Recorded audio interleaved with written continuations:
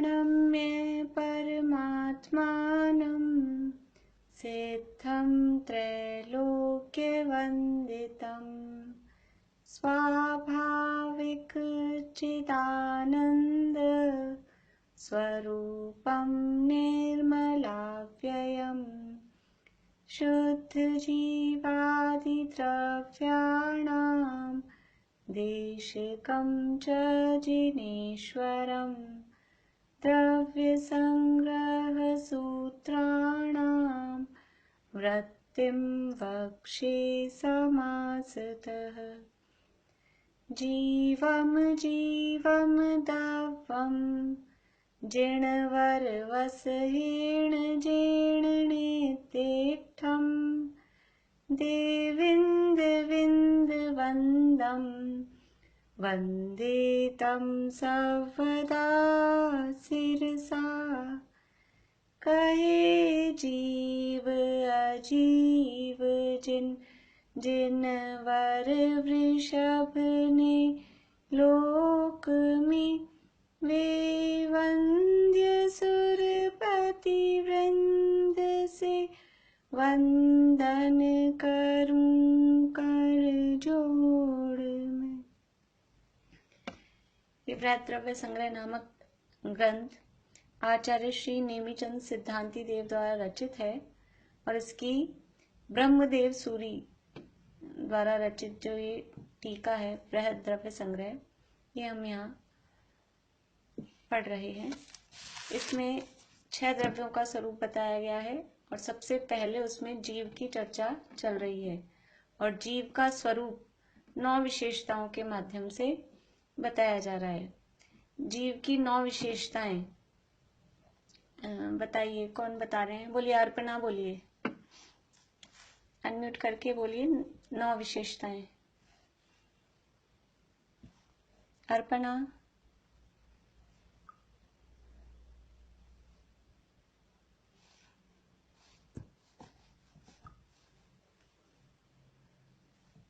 बोलिए।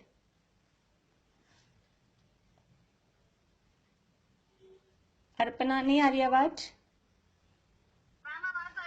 हाँ अब आई है। जीता है, जीता है, भूखता है, करता है, संसार में स्थित है, अमूर्त है, ऊर्ध्वमन स्वभाव का है,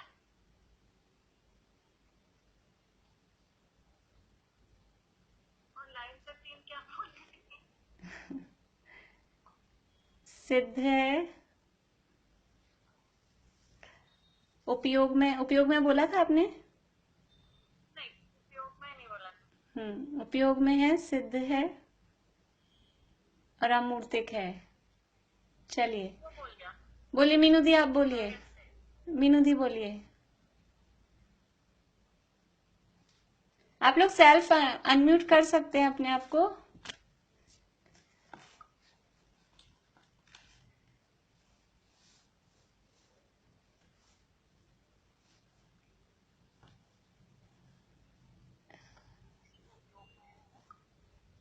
बोलिए मीनू दी।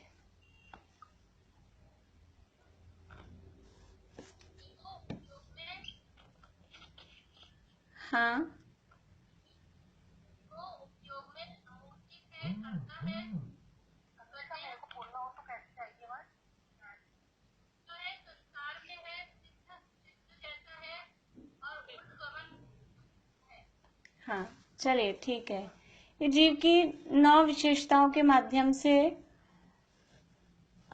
यहाँ पर वर्णन चल रहा है और उसमें हमारी चर्चा किसके संबंध में चल रही है? जीव संसार में स्थित है, इस संबंध में हमारी चर्चा चल रही है। तो जीव संसार में स्थित है, इसके लिए यहाँ बता रहे हैं कि कौन से जीव हैं जो संसार में स्थित हैं। कैसे पता लगे हमें कि जीव संसार में स्थित हैं?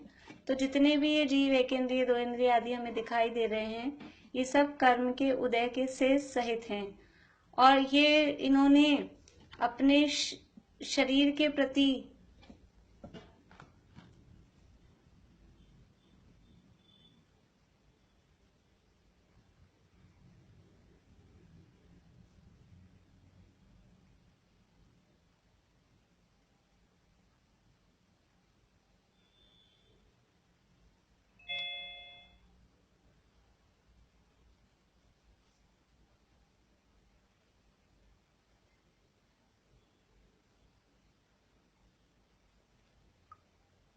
हेलो, आवाज आ रही है आप लोगों को? अब आई है।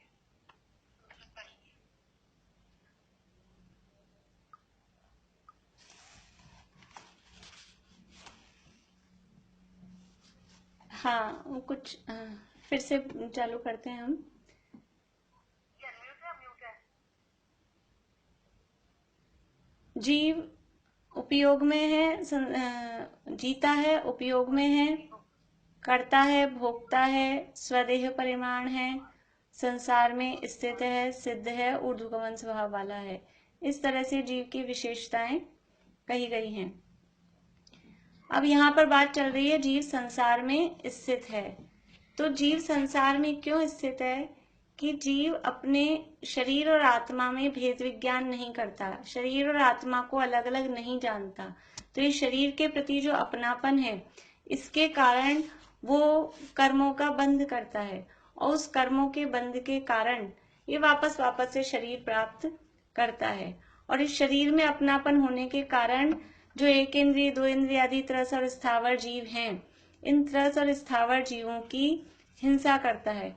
तो त्रस और स्थावर जीवों की हिंसा करने के कारण वो जीव भी त्रस और स्थावर, वो जीव मतलब हम स्वयं, हम भी त्रस और स्थावर इस तरह की पर्याय धारण करते रहते हैं। तो ये जीव के संसार में स्थित होने का कारण बताया। अब जो संसारी जीव हैं उनका यहाँ वर्गीकरण कर रहे हैं कि संसारी जीवों को पहले दो भागों में बांटा, स्थावर और त्रस। उसके बाद इन्हीं स्थावर और त्रस के और भेद करके इनको 14 जीव समास में बांटा गया। 14 जीव समास के नाम बोलिए, अंजू भाभी बोलिए। अंजू भाभी हैं? मैं जिनका नाम बोलती हूँ आप लोग सेल्फ अनम्यूट हो जाया करिए जैसे नाम बोलती हूँ।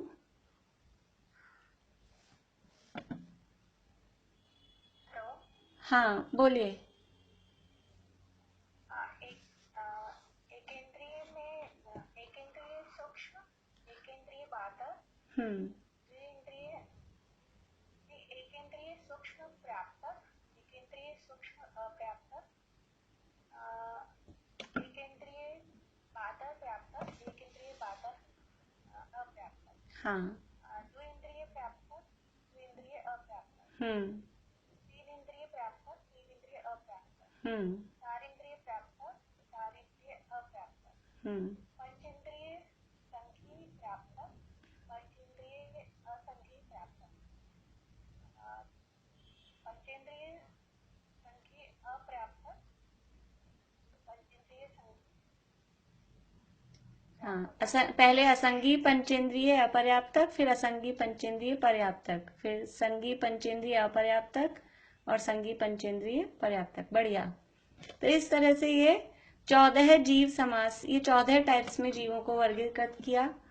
इसके बाद में फिर से 13वीं गाथा में जीवों का और टाइप से क्लासिफिकेशन किया कि जीव मार्गण स्थान वाले होते हैं और गुण स्थान वाले होते हैं, ऐसा बताया। और ये मार्गणा स्थान वाले और गुणस्थान वाले जो जीव कहे जा रहे हैं, ये सब व्यवहार न से कहे जा रहे हैं। निश्चय न से तो वास्तव में सब जीव शुद्ध ही हैं।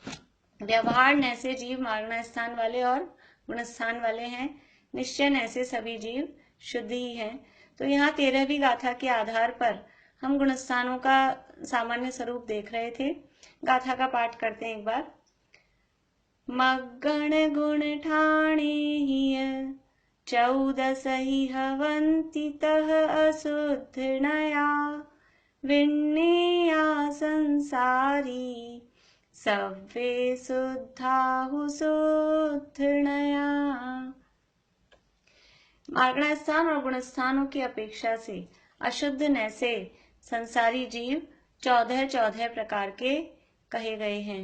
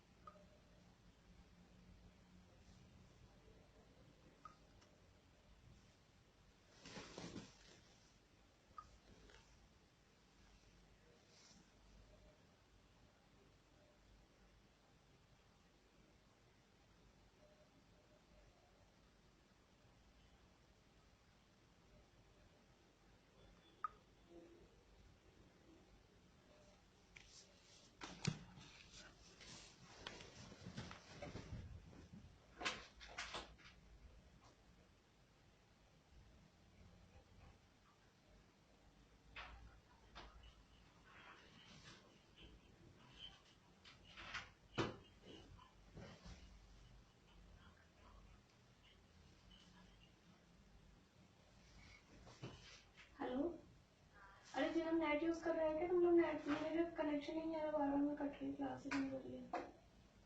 उसको बोल नेट यूज कर रहा है तो बंद करे।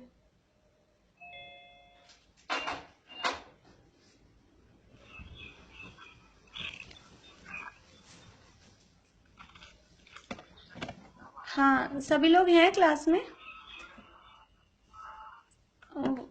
थोड़ा कनेक्शन की प्रॉब्लम हो गई थी, फिर से हम शुरू करते हैं। हाँ भाभी, वो थोड़ा नेटवर्क की प्रॉब्लम हो गई थी, इसलिए वो क्लास डिस्कनेक्ट हो गई थी। हाँ, कुछ लोग अनम्यूट हैं।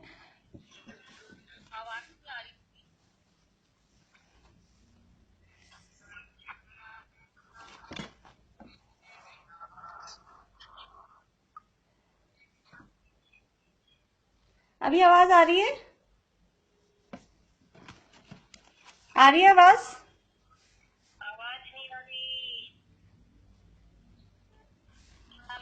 हाँ, अब आ रही है। हाँ जय जिनेन्द्र, आवाज आ रही है? हाँ ठीक है, अभी आ जाएगी। देखिए हमने यहाँ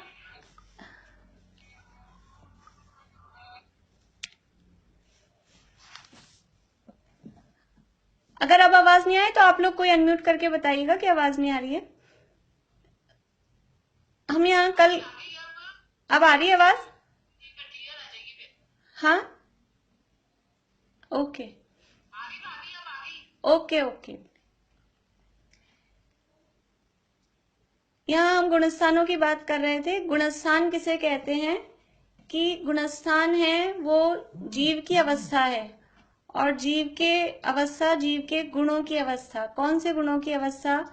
कि जीव के श्रद्धा और चारित्र गुण की अवस्थाएं हैं। और ये श्रद्धा और चारित्र गुण की अवस्थाएं क्यों हो रही हैं?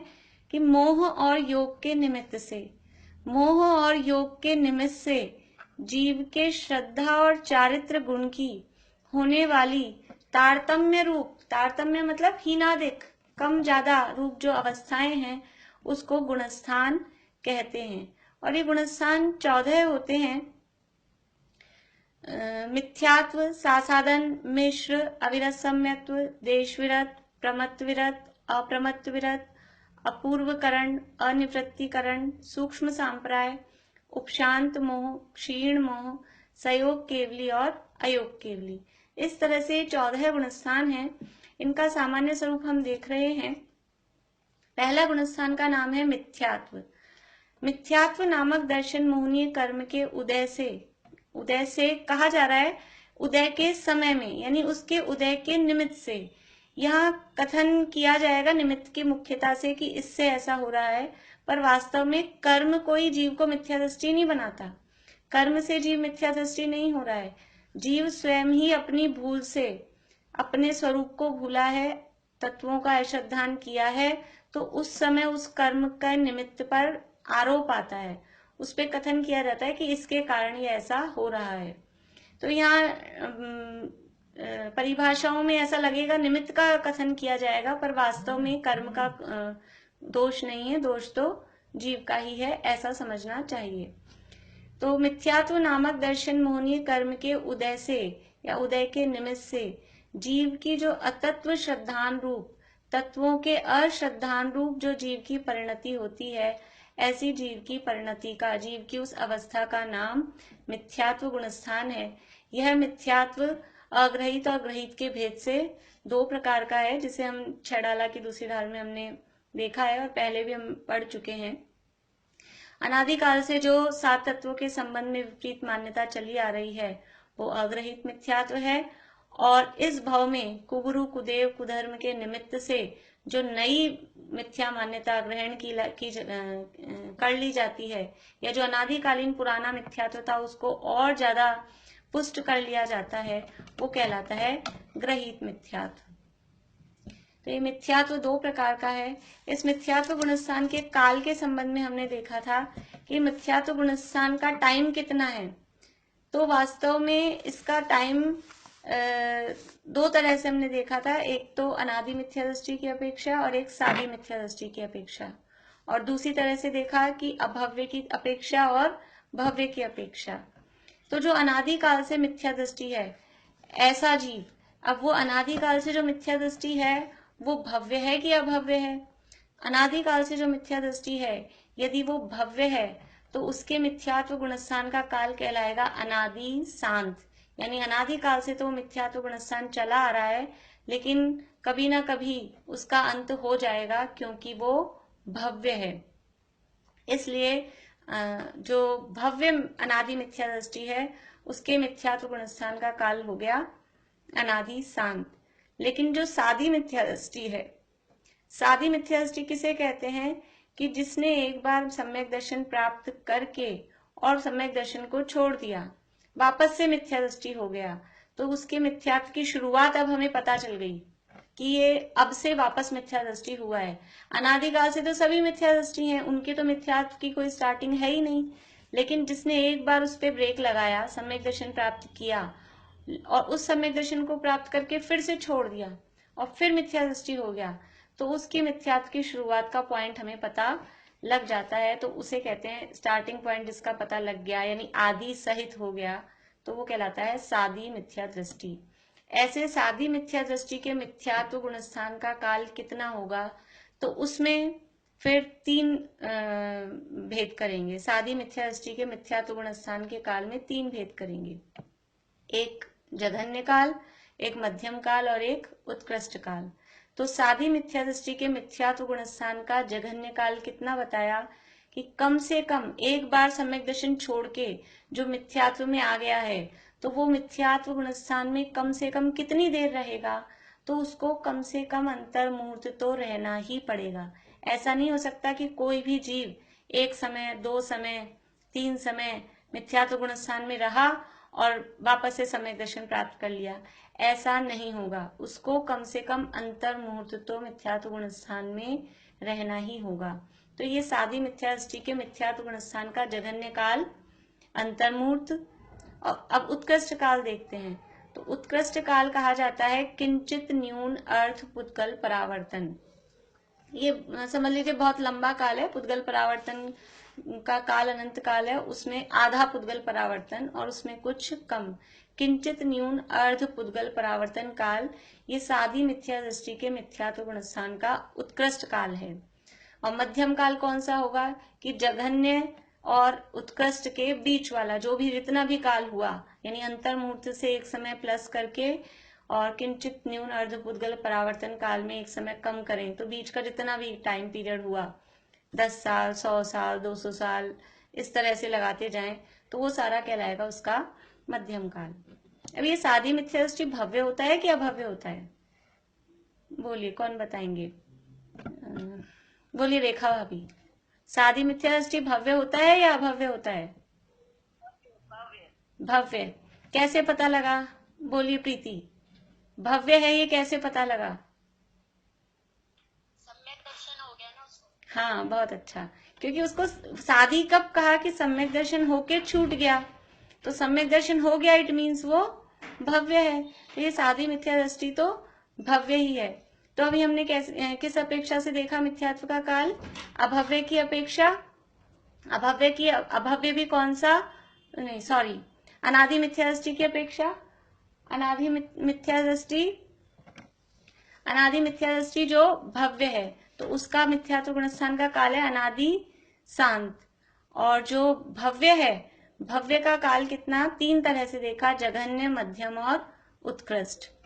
अब है दूसरा जो अभव्य है।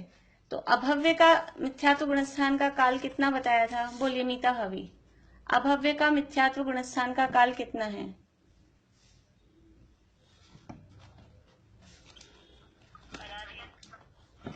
क्या कह रही हैं? हाँ हाँ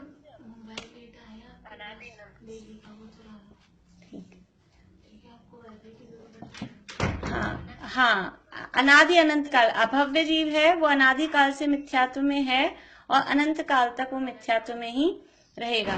तो इस तरह से जो कल हमने काल देखा था उसको थोड़ा सा आज और रिवाइज कर लिया ताकि हमारे पक्का हो जाए। अब है दूसरा गुणस्थान।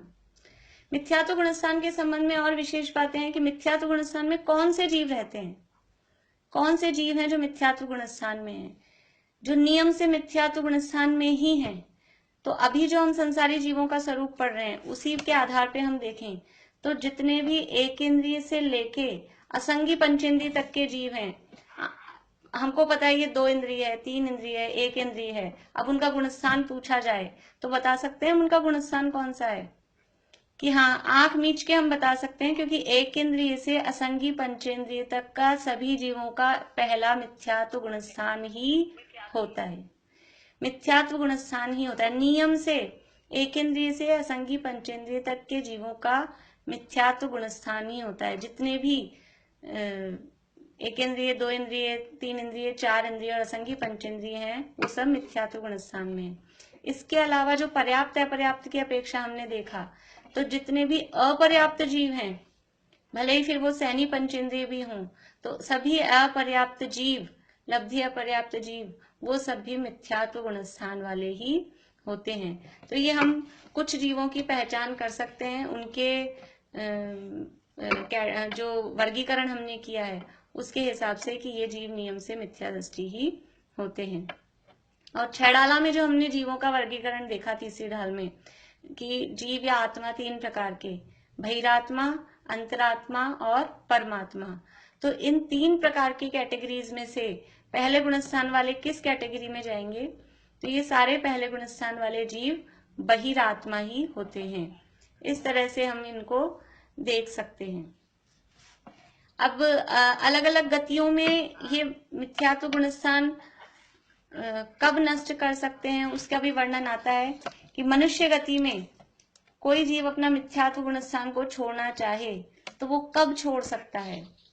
तो कम से कम उसके गर्भ काल सहित 8 वर्ष का होना जरूरी है। यदि मनुष्य गति में कोई मिथ्या दृष्टि जीव है तो उसको गर्भ काल सहित यानी 9 महीने गर्भ के और उसके बाद में बाहर आने के बाद समझ लीजिए 7.25 साल और, यानी गर्भ काल सहित 8 वर्ष पर्यंत वो अपने मिथ्यात्व को नष्ट नहीं कर सकता। अलग अलग गतियों में इसका अलग अलग है। देव और नार के अंतर्मूर्त में ही अपने मिथ्यात्व गुणस्थान को छोड़ सकते हैं, और तिर्यंचों में जो सम्मूर्छन तिर्यंच हैं वो भी अंतर्मूर्त में अपने मिथ्यात्व को छोड़ सकते हैं। लेकिन जो गर्भज तिर्यंच हैं, गर्भज तिर्यंचों में दिवस पृथक्त्व यानी कि 3 से 8 दिन इस तरह का सबका अलग अलग होता है। जो अलग अलग टाइप के तिर्यंच हैं वो सबका अलग अलग टाइम पीरियड होता है। इसी तरह भोग भूमि का भी, जब हमने भोग भूमि का वर्णन पढ़ा था तब हमने देखा था उत्तम भोग भूमि में कोई जीव मिथ्यात्व को छोड़े यानी कि सम्यक दर्शन प्राप्त करे तो कब मिनिमम कितने दिन बाद कर सकता है? तो उत्तम भोग भूमि में 21 दिन बाद, मध्यम भोग भूमि में 35 दिन बाद और जघन्य भोग भूमि में 49 दिन बाद सम्यक दर्शन प्राप्त कर सकता है, यानी अपने मिथ्यात्व गुणस्थान को छोड़ सकता है। ये इसके संबंध में विशेष बात थी। अभी दूसरा गुणस्थान किसे कहते हैं कि प्रथमोपशम सम्यक्त्व के अंतर्मूर्त काल में से जब जघन्य 1 समय और उत्कृष्ट 6 आवली काल शेष रहता है, तब अनंतानुबंधी क्रोध, मान, माया, लोभ में से किसी एक का उदय आ जाने पर जीव की जो परिणति होती है, जीव के श्रद्धा गुण की जो परिणति होती है, वो परिणति कैसी होती है कि सम्यक्त्व की विराधना से सहित होती है। तो सम्यक्त्व की विराधना से सहित जो परिणति होती है उस परिणति का नाम सासादन गुणस्थान कहा गया है। सासादन गुणस्थान के संबंध में 2-3 नियम थे कि औपशमिक सम्यक्त्व यानी उपशम सम्यक्त्व से गिरते समय ही होता है, और अनंतानुबंधी क्रोध, मान, माया, लोभ किसी एक का उदय उसमें होना चाहिए। और सासादन गुणस्थान में मिथ्यात्व का उदय होता है या नहीं होता है? बोलिए, कौन बताएंगे? सासादन गुणस्थान के समय मिथ्यात्व का उदय होता है या नहीं होता है? नहीं होता। हाँ, सासादन गुणस्थान के समय मिथ्यात्व का उदय नहीं होता, केवल अनंतानुबंधी का ही उदय होता है। तो ये इसमें विशेष बात है कि अनंतानुबंधी में से भी किसी एक का उदय है, मिथ्यात्व का उदय नहीं है। तो सासादन गुणस्थान में भी मिथ्यात्व से जो बंधने वाली कर्म की प्रकृतियां हैं, उन प्रकृतियों का बंध नहीं होता। अब इस सासादन गुणस्थान वर्ती जीव को भव्य कहेंगे या अभव्य कहेंगे? बोलिए, कौन कौन है? ये जो जीव है, नीलम भाभी बोलिए, ये भव्य है कि अभव्य है? सासादन गुणस्थान वर्ती, अनम्यूट करिए आप अपने आप को। हाँ, भव्य है, बढ़िया। तो ये सासादन गुणस्थान वर्ती जीव भी भव्य है। सासादन गुणस्थान वर्ती जीव सासादन में आ गया, इट मीन्स उसकी भव्यता का परिपाक हो चुका है। सासादन गुणस्थान वर्ती जीव नियम से कहाँ जाएगा? कि नियम से नीचे मिथ्यात्व गुणस्थान में ही जाएगा। तो सासादन गुणस्थान को ऐसा करते कि पहले तो पहला रखते नंबर, फिर चौथा अविरत सम्यक तो रखते, उसके बाद में सासादन रखते, ऐसा क्रम रखते, क्योंकि वो चौथे से गिरते समय आता है।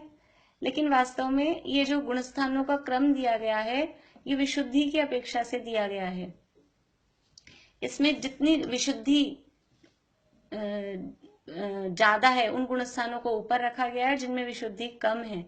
तो मिथ्यात्व से सासादन में अशुद्धि की कमी है, लेकिन चौथे गुणस्थान से सासादन में जो है वो अशुद्धि ज्यादा है, इसलिए चौथे से उसको नीचे रखा गया है, यद्यपि वो आता है चौथे आने के बाद में। इस तरह से सासादन गुणस्थान का स्वरूप है। और सासादन गुणस्थान का काल कितना है? तो उसका जघन्य काल 1 समय और उत्कृष्ट काल है 6 आवली, और मध्यम काल इन दोनों के बीच का। इस तरह से सासादन गुणस्थान संबंधी बात है। तीसरे गुणस्थान का नाम है मिश्र। मिश्र का मतलब है सम्यक मिथ्यात्व। तो ये सम्यक मिथ्यात्व नामक दर्शन मोहनी कर्म की जो प्रकृति है, उस दर्शन मोहनी कर्म की प्रकृति के उदय के कारण, उदय के निमित्त से जीव की श्रद्धा गुण में जो परिणति होती है, उसका नाम सम्यक मिथ्यात्व या मिश्र गुणस्थान है। इसका स्थिति कैसी है? कि इसकी स्थिति सम्यक रूप भी है और मिथ्यात्व रूप भी है। इसमें सम्यक और मिथ्यात्व दोनों का मिश्रण इस प्रकृति में होता है। इसके जिस तरह से दही मिश्रित गुड़ मिश्रित दही का जो स्वाद होता है खट मिठा, उसी तरह से इस गुणस्थान में जीव की परिणति सम्यक मिथ्यात्व दोनों रूप, मिश्र रूप रहती है। ये मिश्र गुणस्थान। इस मिश्र गुणस्थान के संबंध में देखिए, सभी गुणस्थानों में हम किसी न किसी प्रकृति का उदय का निमित्त देख रहे हैं। तो पहले गुणस्थान में था मिथ्यात्व प्रकृति का उदय, मिथ्यात्व नामक दर्शन मोहनी का। दूसरे गुणस्थान में किसका उदय है? दूसरे गुणस्थान में अनंतानुबंधी का उदय। तीसरे गुणस्थान में सम्यक मिथ्यात्व नामक दर्शन मोहनी की जो सम्यक मिथ्यात्व प्रकृति है, उसका उदय है। इस तीसरे गुणस्थान में की विशेष बात ये बताई थी कि इसमें जीव की श्रद्धा इस तरह की होती है कि इसमें जीव को नई आयु का बंध नहीं होता। कोई भी जीव जो तीसरे गुणस्थान में स्थित है, वो नवीन आयु का बंध नहीं कर सकता, और नवीन आयु का बंध भी नहीं कर सकता।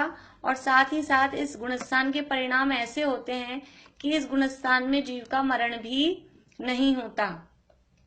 मतलब मरने के लिए भी कुछ विशिष्ट परिणाम चाहिए। और ये तीसरे गुणस्थान वाले के परिणाम, जात्यंतर शब्द लिखा था कल हमने परिभाषा में, कुछ ऐसे अलग ही टाइप के परिणाम हैं, तो वो मरने के योग्य परिणाम भी नहीं है। तो इस तीसरे गुणस्थान में जीव का मरण भी नहीं होता, और ना ही इस तीसरे गुणस्थान में मारणांतिक समुद्घात होता है। तो फिर जो जीव तीसरे गुणस्थान में आया है, उसका मरण कब होगा? तो इसका कैसे पता, मतलब उसका मरण होगा, फिर वो कहाँ जाएगा?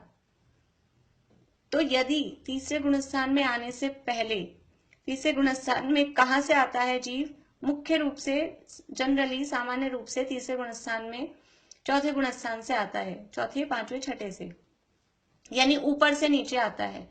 तो यदि उसने सम्यक दशा में, यानी सम्यक दर्शन से च्युत होकर तीसरे गुणस्थान में आया, तो यदि उसने सम्यक दशा में आयु का बंध किया था, तो उसका मरण कहाँ होगा? कि वो वापस सम्यक्त्व प्राप्त करेगा, और उसका मरण सम्यक्त्व दशा में जाकर ही होगा। और यदि उसने चौथा गुण स्थान प्राप्त करने से पहले मिथ्यात्व की अवस्था में ही आयु का बंध कर लिया था, फिर चौथा गुण स्थान प्राप्त किया और फिर गिर के तीसरे में आ गया, तो फिर वो पहले गुण स्थान में जाकर, नीचे मिथ्यात्व गुण स्थान में जाकर ही मरण करेगा। यानी उसने जिस अवस्था में आयु का बंध किया होगा वो वापस उसी अवस्था में जाकर उसका मरण होगा। ये इसके मरण के संबंध में है, क्योंकि इस गुण स्थान में तो मरण नहीं होता। ये तीसरे गुण स्थान के विशेष बात हमने देखी थी। और इसका काल कितना है, तो तीसरे गुण स्थान का काल है जघन्य काल और उत्कृष्ट काल, यानी तीनों टाइप के काल हो गए, जघन्य, उत्कृष्ट और मध्यम। तो जघन्य काल है, सबसे छोटा जो अंतर्मुहूर्त है वो इसका जघन्य काल है, और उत्कृष्ट काल जो सबसे बड़ा अंतर्मुहूर्त है वो उसका उत्कृष्ट काल है, और इन दोनों के बीच का वो मध्यम काल है।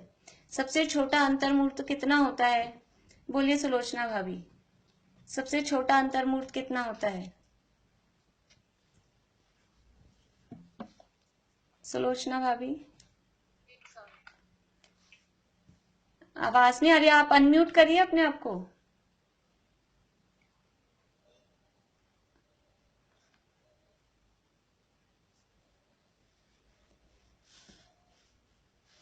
मैं करती हूँ।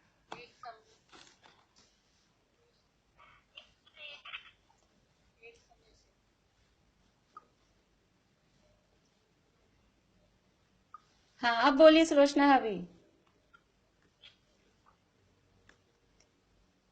नहीं आ रही है। चलिए समीक्षा आप बोलिए, आपको पता है समीक्षा सबसे छोटा अंतर्मुहूर्त किस? नहीं, एक समय नहीं होता। बोलिए मीनू दी, बोलिए। हाँ, एक आवली एक समय, और एक आवली में असंख्यात समय हो जाते हैं। अकेला एक समय नहीं होता है अंतर्मुहूर्त, एक आवली एक समय यानी असंख्यात समय प्लस एक और समय। ये एक आवली एक समय से अंतर्मुहूर्त चालू होता है। और मैं उत्कृष्ट अंतर्मुहूर्त कितना होता है? उत्कृष्ट होता है 48 मिनट में 2 समय कम तक। तो ये जो तीसरे गुण स्थान का जघन्य काल है वो है सबसे छोटा अंतर्मुहूर्त, यानी एक आवली एक समय वाला जो अंतर्मुहूर्त है वो उसका जघन्य काल है। और उत्कृष्ट काल है जो 48 मिनट में 2 समय कम वाला है वो उत्कृष्ट काल है। और इन दोनों के बीच के जो भी काल हैं वो तीसरे गुण स्थान के मध्यम काल हैं। इस तरह से तीसरे गुण स्थान का काल हुआ। अब है हमारा चौथा गुण स्थान। अभी हम गुण स्थान अपने जो द्रव्य संग्रह है इससे नहीं पढ़ के अभी अपन पहले सामान्य स्वरूप देखते हैं, फिर जब एक बार स्वरूप समझ में आ जाएगा तब हम वहां से टीका पढ़ लेंगे, तो ज्यादा आसानी से समझ में आ जाएगी। देखिए चौथा गुणस्थान का नाम क्या है? चौथे गुणस्थान का नाम है अविरत सम्यक्त्व। नाम से ही समझ में आ रहा है, 2 शब्द हैं इसमें, अविरत और सम्यक्त्व। अविरत यानी जो विरत नहीं है वो अविरत, और सम्यक्त्व यानी जो सम्यक दृष्टि है वो सम्यक्त्व कहलाता है। तो अविरत सम्यक्त्व ये चौथे गुणस्थान का नाम है। और इस चौथे गुणस्थान में जीव किस तरह से जीव की परिणति होती है, तो वही हम उसी तरह से देखेंगे कि पहले तो हम देखेंगे किसके निमित्त से हो रहा है। तो पहले गुणस्थान में कौन से कर्म का उदय निमित्त था? पहले गुणस्थान में मिथ्यात्व कर्म का उदय निमित्त था। दूसरे सासाधन गुणस्थान में अनंतानुबंधी का उदय निमित्त था। तीसरे जो सम्यक मिथ्यात्व या मिश्र नाम का गुणस्थान है उसमें सम्यक मिथ्यात्व प्रकृति का उदय निमित्त था। अब ये चौथा गुणस्थान है, इसमें कौन से कर्म का उदय निमित्त होगा? हाँ, अब बताइए सुलोचना भाभी से पूछती हूँ मैं, ये अनम्यूट क्यों नहीं हो पा रही है? बोलिए सुलोचना भाभी, अनम्यूट ही नहीं हो रहा है इनका। चलिए सुषमा बताएंगे।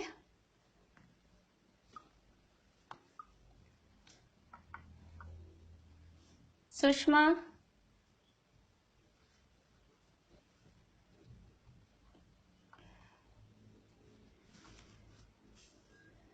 मीता भाभी आप बोलिए। अनंतानुबंधी का तो दूसरे गुण स्थान में आ चुका है। अनंतानुबंधी का तो दूसरे गुण स्थान में आ। प्रीति बोलिए। प्रकृति का उदय होगा। हाँ, सम्यक्त प्रकृति, लेकिन ये आंसर सही नहीं है। और बोलिए नीतू भाभी, बोलिए। नहीं, कर्म, कर्म का नाम बोलना है, कौन सी प्रकृति का उदय होगा। बोलिए निशा आंटी, बोलिए। चौथे गुण स्थान में सातों का उदय होगा तो सम्यक्त कैसे रहेगा। नहीं नहीं नहीं नहीं, चलिए मैं बताती हूँ। एक ही प्रकृति का उदय होना है। देखिए सम्यक्त, अभी तक हमने देखा सम्यक्त की विरोधी हैं। 7 प्रकृतियां हैं, वो सम्यक्त की विरोधी हैं। अगर उनमें से किसी का उदय रहता है तो सम्यक दर्शन नहीं हो पा रहा है। 7 प्रकृतियां कौन सी हैं। दर्शन मोहिनी की 3, मिथ्यात्व, सम्यक मिथ्यात्व और सम्यक्त प्रकृति, और अनंतानुबंधी की 4। अनंतानुबंधी क्रोध, मान, माया और लोभ। वो कोई अनम्यूट।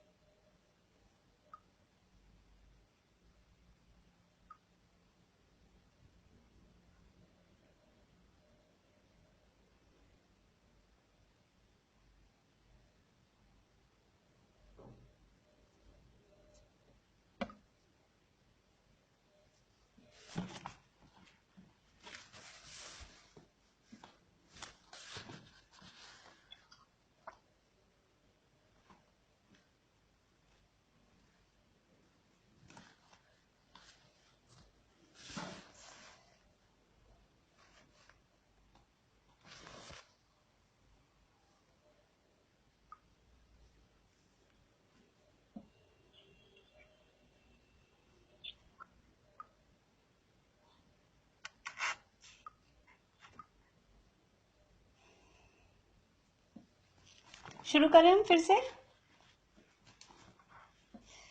देखिए जो चौथा गुण स्थान है वो ना तो मिथ्यात्व के उदय से हो सकता है, क्योंकि मिथ्यात्व का उदय होगा तो वो गुण स्थान हो जाएगा पहला मिथ्यात्व नाम का। अगर अनंतानुबंधी का उदय आ जाएगा, केवल अनंतानुबंधी का, देखिए ऐसे तो अभी मिथ्यात्व के साथ अनंतानुबंधी का उदय भी चल रहा है। पहले गुण स्थान में भी मिथ्यात्व का भी उदय है और अनंतानुबंधी का भी उदय है। लेकिन जब मिथ्यात्व का उदय तो नहीं है और अकेला केवल अनंतानुबंधी का ही उदय है, तो वो पोजीशन, वो स्थिति कहलाती है सासाधन गुण स्थान। समझ में आ रहा है। आप लोग जो बाद में ज्वाइन होते हैं वो खुद ही म्यूट हो जाया करिए, कहीं ना कहीं से आवाजें आती रहती है। हाँ,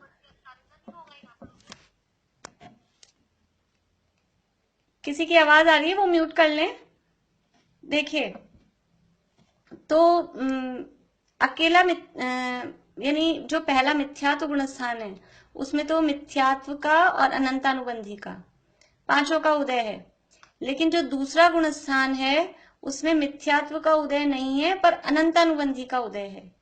ठीक है, केवल अकेली अनंतानुबंधी का उदय है। और तीसरा गुण स्थान है उसमें ना मिथ्यात्व का उदय है ना अनंतानुबंधी का उदय है, केवल उसमें सम्यक मिथ्यात्व जो मिश्र प्रकृति है उसका उदय है। अब जो चौथा गुण स्थान है, तो चौथा गुण स्थान कौन सी कर्म के उदय से बनता है, तो वास्तव में चौथा गुण स्थान इन सातों में से किसी के उदय से भी नहीं बन रहा है। जो चौथा अविरत सम्यक्त्व नाम का गुण स्थान है वो इन सातों में से किसी के भी उदय से नहीं बन रहा है, क्योंकि इन सातों में से किसी का भी उदय वो तो सम्यक को नष्ट करता है या मलिन करता है। तो वास्तव में चौथा गुणस्थान बनता है अप्रत्याख्यानावरण कषाय के उदय से। जो अप्रत्याख्यानावरण कषाय है, पहली अनंतानुबंधी, दूसरी अप्रत्याख्यानावरण कषाय। तो अप्रत्याख्यानावरण कषाय के उदय से, अप्रत्याख्यानावरण कषाय का काम क्या है? थोड़ा सा भी त्याग नहीं होने देती। थोड़ा सा भी त्याग नहीं होने देती मतलब कि थोड़ा भी व्रत नहीं होने देती। उसके कारण क्या रहता है? अविरत। इसलिए इस गुणस्थान का नाम है अविरत। तो जो किंचित भी त्याग नहीं होने देती, ऐसे अप्रत्याख्यानावरण कषाय के उदय से चौथा गुणस्थान बनता है। फिर ये जो हमने तो आज तक यही सुना समझा कि चौथे गुणस्थान में सम्यक्त प्रकृति का उदय आता है, मिथ्यात्व का उदय पहले गुणस्थान में, सम्यक मिथ्यात्व का उदय तीसरे गुणस्थान में, और जो सम्यक्त प्रकृति है उसका उदय चौथे गुणस्थान में। तो ये बात यद्यपि सही है कि सम्यक्त प्रकृति का भी उदय चौथे गुणस्थान में रहता है, लेकिन सम्यक्त प्रकृति के उदय से चौथा गुणस्थान नहीं होता, क्योंकि सम्यक्त प्रकृति का उदय चौथे में भी है, पांचवे में भी है, छठे और सातवें में भी है। तो ये सम्यक्त प्रकृति का काम कुछ अलग है। उसका काम चौथा गुणस्थान करना या बनाना या चौथा गुणस्थान रूप अवस्था करना, वो उसका काम नहीं है। चौथे गुणस्थान की दशा कौन सी प्रकृति के निमित्त से हो रही है? वो अप्रत्याख्यानावरण कषाय के उदय से होती है। ये बात ध्यान रखनी है। सम्यक्त प्रकृति का काम तो केवल सम्यक्त प्रकृति का काम जो शयोपशम सम्यक्त है, मतलब सम्यक्त प्रकृति का जब उदय आ जाता है तो सम्यक्त की क्वालिटी, उसकी जो रेंज है वो बदल जाती है, वो औपशमिक से शयोपशमिक हो जाता है, तो उसकी क्वालिटी चेंज होती है। और उस सम्यक्त प्रकृति का वो, क्योंकि सम्यक्त प्रकृति है किसकी, यानी वो संतान किसकी है? वो संतान उस दर्शन मोहनीय कर्म की ही है, और वो दर्शन मोहनी के संतान होने से वो सम्यक्त में आवाज क्लियर नहीं आ रही। आवाज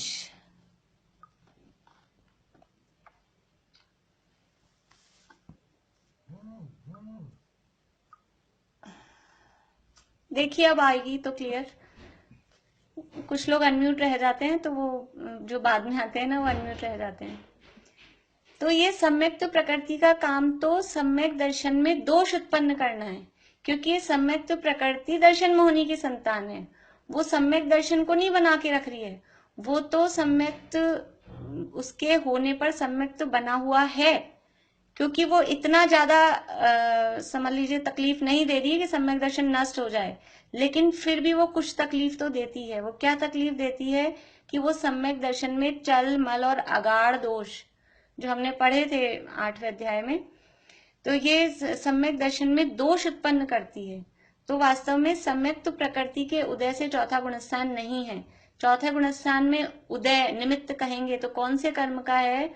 वो अप्रत्याख्यानावरण कर्म का, अप्रत्याख्यानावरण कषाय कर्म का उदय के निमित्त से चौथा गुणस्थान होता है। इतनी बात ये अपनी यहाँ हुई। कुछ इतनी बात समझ में आई नहीं आया हो इसमें कुछ, तो आप लोग पूछिए। पूछना किसी को कुछ? शिमला अभी आपको समझ में? हाँ प्रीति बोलिए। मतलब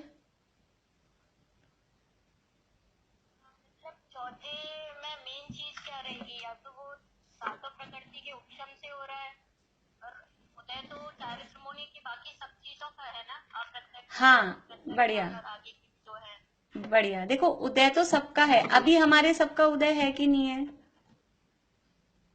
अभी भी उदय सबका है, लेकिन जो एक जो मेन जो मुख्य पहले जो बड़ी है ना, मतलब जो ज्यादा पावरफुल है, वो जब आगे होती है तो फिर उसी का नाम लिया जाता है। अगर अप्रत्याख्यानावरण का उदय है तो प्रत्याख्यानावरण और संचलन तो है ही है। अगर अनंतानुबंधी का उदय है, अनंतानुबंधी का उदय है, तो फिर अप्रत्याख्यानावरण प्रत्याख्यानावरण और संचलन है कि नहीं है? वो भी है ही है। तो हमारे हम ऐसे क्यों बोलते हैं कि बस हमारे अनंतानुबंधी कषाय है? कषाय हमारे भी चारों हैं, लेकिन जब अगर अनंतानुबंधी है तो पीछे वालों को क्या कहें? उसी तरह से अभी जब चौथे गुणस्थान में, क्योंकि अनंतानुबंधी तो चली गई, अब कौन सी मुख्य हो गई? अप्रत्याख्यानावरण। तो जब अप्रत्याख्यानावरण है तो वो कहते हैं अप्रत्याख्यानावरण कर्म के उदय से, और उसके उदय से वो जो व्रत लेने का परिणाम है, वो व्रत लेने का परिणाम उस कषाय के उदय से नहीं आ पाता, इसलिए उस गुणस्थान का नाम अप्रत्याख्यानावरण कहा गया है। आया समझ में? हाँ हाँ शिमला, अभी आपको आ रहा है समझ में? हाँ, अभी मैं बोल नहीं सकती। चलिए ठीक ठीक है, पूरा ठीक है, ठीक है, ठीक है। तो इतना ये अविरत के संबंध में कि ये यहाँ कौन से कर्म का उदय है। क्लियर आ। हाँ कुछ बोल रहे हैं कोई? हाँ, आवाज नहीं आ रही क्लियर भाभी। आवाज नहीं आ रही है कुछ लोग। नीलम भाभी आप म्यूट हुई है।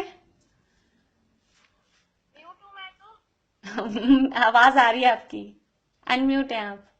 आ रही है। हाँ मनीषा अभी, यहाँ तो म्यूट आ रहा है। मनीषा अभी आप भी अनम्यूट हैं।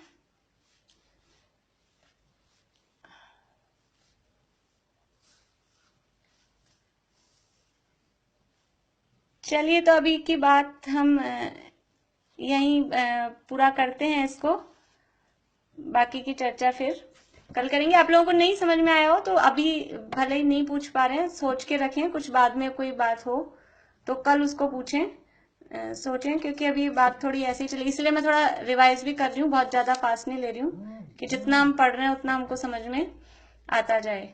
और अभी मैं थोड़ा बना नहीं पा रही हूँ, नोट्स बनाऊंगी तो मैं आपको भेज दूंगी इसके गुणस्थानों के संबंध में भी, जैसे भी होगा। ठीक है, जय जिनेन्द्र।